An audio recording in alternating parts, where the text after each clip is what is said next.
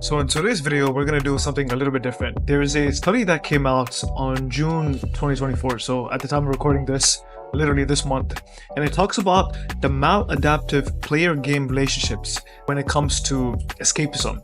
And there was a study published about 6 reputable scientists that were part of the gaming addiction research industry. And they compiled the study on the role of escapism and the different kinds of escapism and how that can influence your child's addiction patterns. We're going to run through part of the study. I'm eventually going to make this into a full video series for you guys to look into, but we're going to run through part of the study.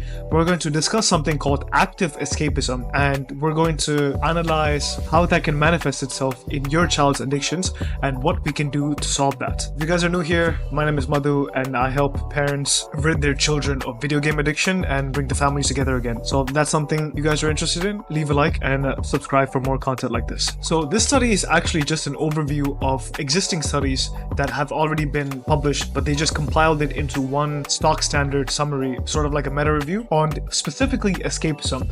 Now, escapism is a very, very common aspect of video game addiction.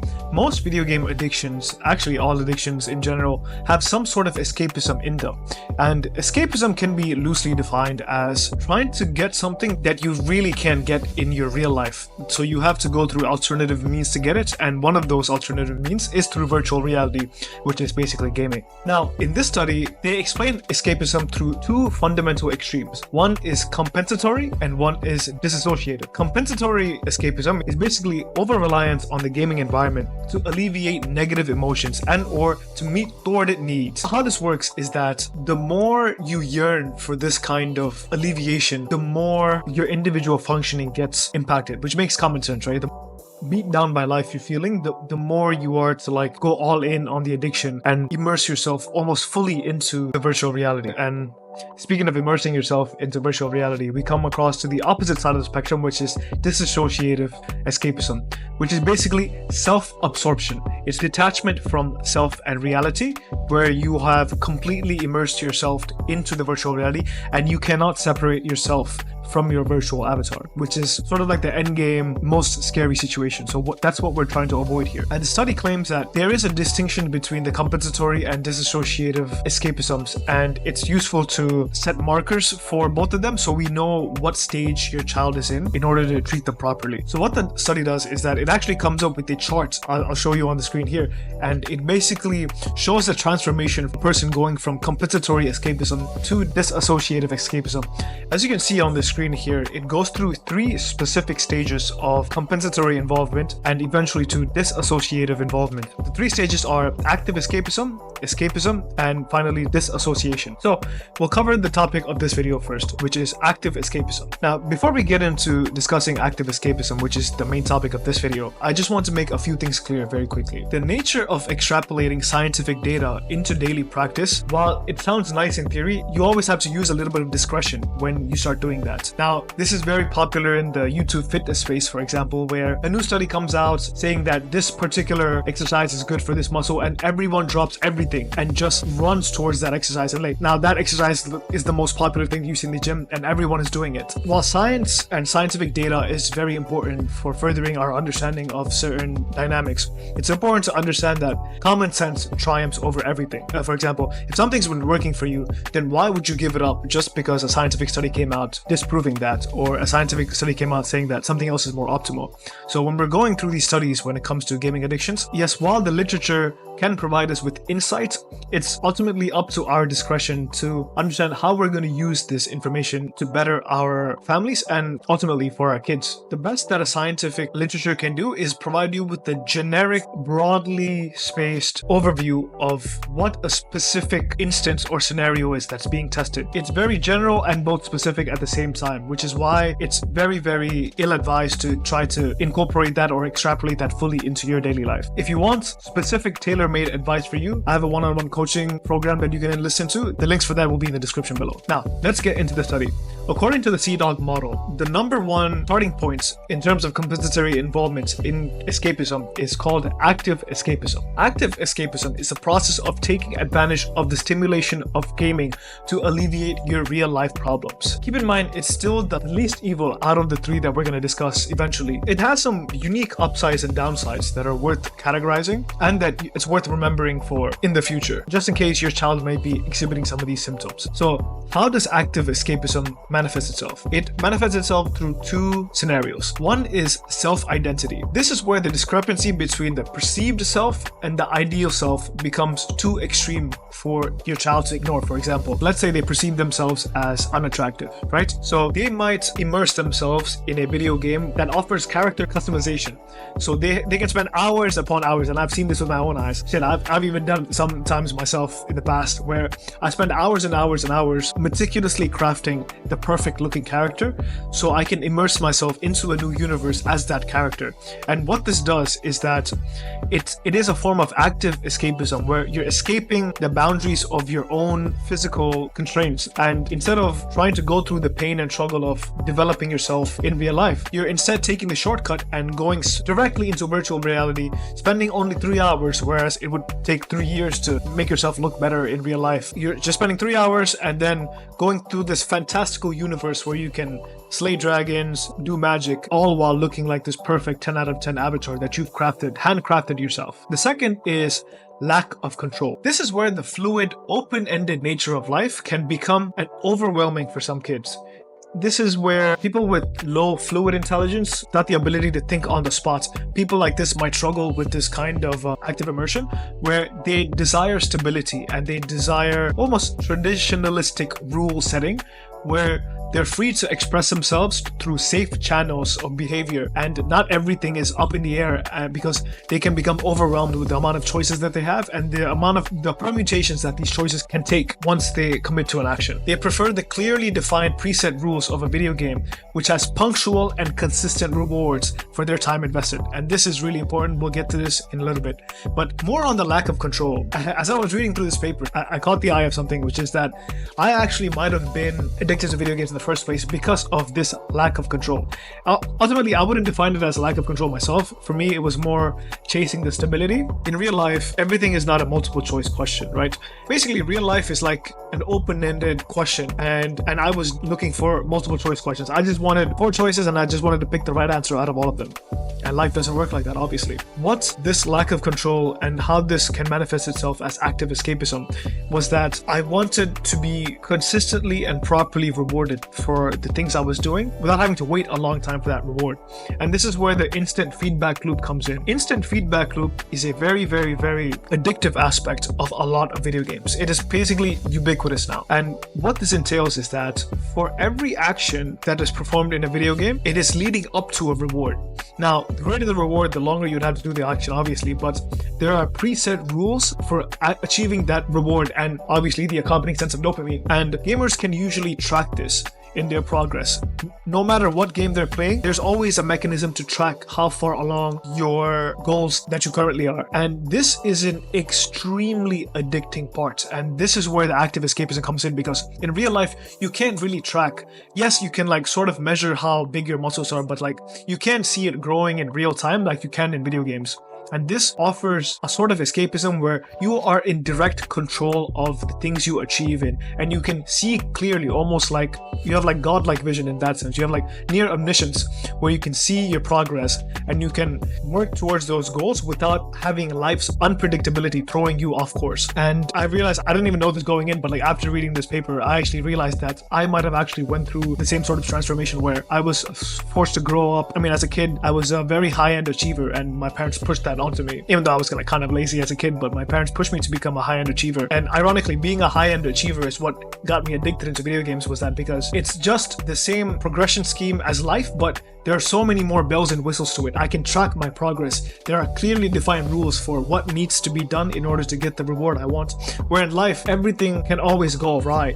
There's unpredictable stuff happening all the time. You can't track like how far along you are as clearly as you can in a video game. And this is a very important thing to realize that we'll discuss later into this video about how you can prevent your children from succumbing to active escapism and eventually getting addicted. Now, here's where I disagree with the study. So about halfway through their explanation of active escapism, they start spouting some bullshit about the positive roles of active escapism within someone's life. I'll read it out to you. Active escapism entails a perception of the world outside the game as amendable. Through active escapism, individuals are committed to building something on the virtual side that can be potentially useful and transferable to their life in a compensatory way, such as significant social bonds, belongings, and competences that they struggle to develop outside of games. Therefore, we consider active escapism as a more adaptive process than escape, potentially connected with a high but healthy involvement with gaming. Now, what they said isn't entirely incorrect, right?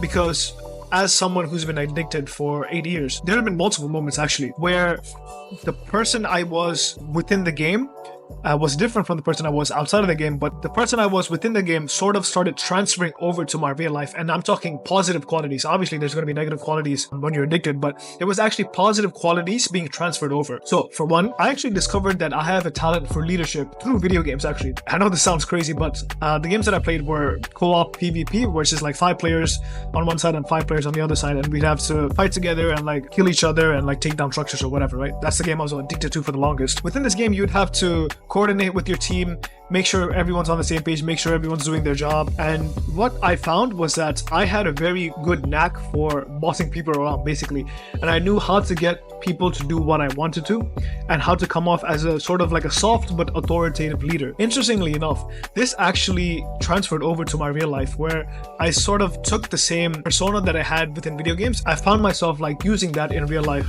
when it comes to group projects, when it comes to with my family, even most recently at my workplace where I work in corporate America, I work in corporate New York City, and there have been times where something happens on the team and like everyone is going into disarray, and I would calmly observe and assess the situation and then direct everyone where they needed to go succinctly, and eventually the problem got resolved. And this has happened multiple times, and I know this sounds crazy when I say this, but I actually developed this skill playing video games. There's also another skill that I developed playing video games, which is the magic of learning a process. So the game that I played was an extremely difficult game where people would come in with a lot of momentum within their personal lives and be crushed by how slow the progress was within the game. Something that I learned through playing, obviously being addicted to it, was that you don't necessarily have to be talented in order to achieve something meaningful. You just have to work differently. You have to work harder, obviously, but you have to work differently from other people to still get what you want. So, right?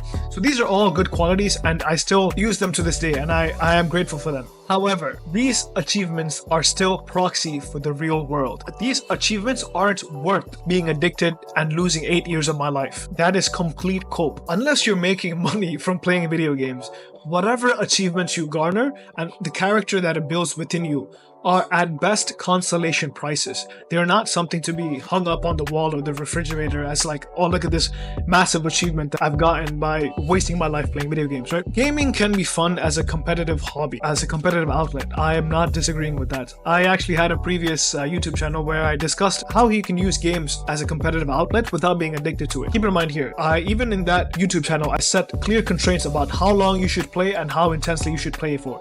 It's not something you waste your entire day playing. You don't just wake up and put in like a work shift, like 8 hours playing a fucking video game. That will never, ever be conducive to growth, right? So let's stop the cope there. That's where I disagree with the study, because it almost tells you like, oh, there is positives to this. And it almost suggests that, based on what I read to you before, that like there is some worth in doing this, and it's okay. It actually classified it as amendable, where like this type of escapism is amendable because these kind of rewards are available to you if you immerse yourself in this active escapism. But I'm here to let you know that while that is true, it's not worth it in the end. There are other ways to do this. There are other ways to garner what I've garnered, like the stuff with leadership and even with hard work. I could have gotten that without wasting 8 years of my life playing video games. You know what I mean? It's not enough. Even though the rewards were nice, it's not nearly as enough as the time I wasted to get those rewards, right? And in the later paragraphs, the researchers actually agree with me on this, so listen to this. Yet, this form of escapism is not necessarily a positive process in an absolute sense. It's important to note that active escapism is a very specific form of immersion in gaming. Thus, the positive effects potentially associated with active escapism could resemble those of immersing in video games. However, the presence of a compensatory need underlying active escapism changes the meaning of these positive effects. In case of immersion, the benefits are about meeting one's needs cumulatively, whereas in active escapism, the benefits are about meeting those needs that could not be met otherwise. And that is the final nail in the straw. The reason why active escapism in the form of video games takes place in the first place is because an individual is trying to get something they cannot in their normal lives. That puts it on the same level as drugs. That puts it as the same level as all of these other vices that we tell kids not to do. And video games are just one hair away.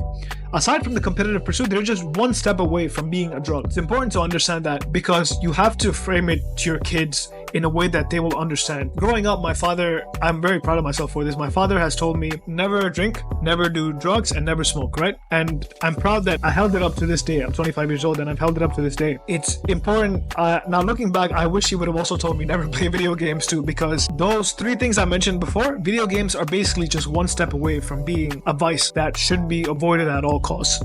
Because what it offers is a way for you to shortcut the painful processes that you need to embark on in order to better yourself, and it just gives you a cheap shortcut to use to get there quickly. The sad thing is that it's a quick shortcut, but ultimately it's temporary. Eventually you have to turn off your computer. Eventually you have to come into real life where all of that facade is broken down and you're still left as like this miserable kid with nothing to show for themselves. With all of this doom and gloom out of the way, how do you help your kid transition out of active escapism through video games?